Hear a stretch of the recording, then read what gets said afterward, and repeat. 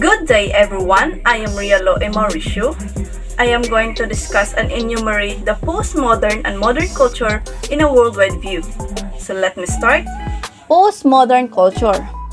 Postmodern culture is characterized by the valuing of activities, events, and perspective that emphasize the particular over the global or the fragment over the whole. This reversal of a modernist ideology necessitates evaluation of variation and flexibility in the cultural sphere. Primarily through the writing of James-Francois Lyotard, whose seminal book The Postmodern Condition, a report on knowledge 1984, remains the definitive exposition of the term and its significance to society. Postmodern culture has come to be identified with a radical critique of the relationship between the particular and the universal in art, culture, and politics. The most visible signs of postmodern culture appear in art, architecture, film, music, and literature after the 1950s.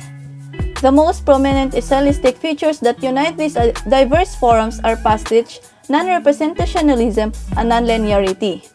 In the art and architecture of postmodern culture, collage and historical eclecticism are emphasized.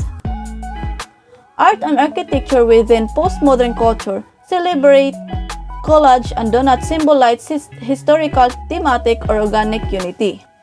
Their postmodern quality can be found in the artists or architects' desire to abandon the constraint of temporal, stylistic, and historical continuity.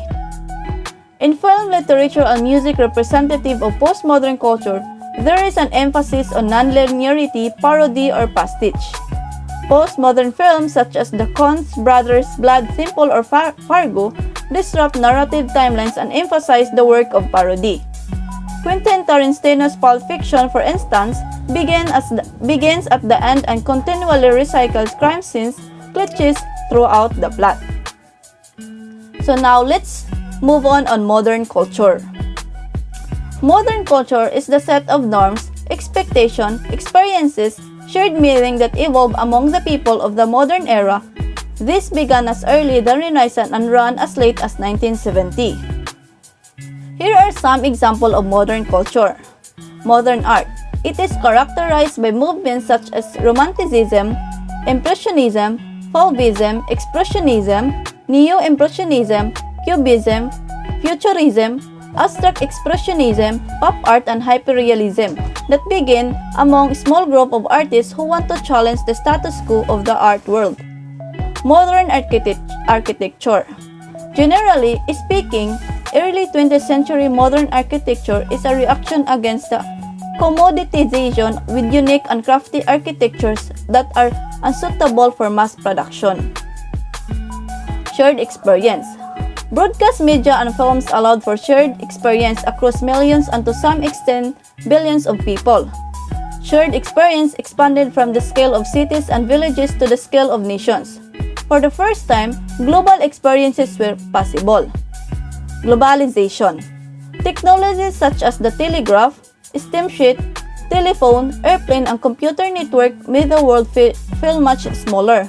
Global trade flourished and large population gained access to goods from every corner of the world.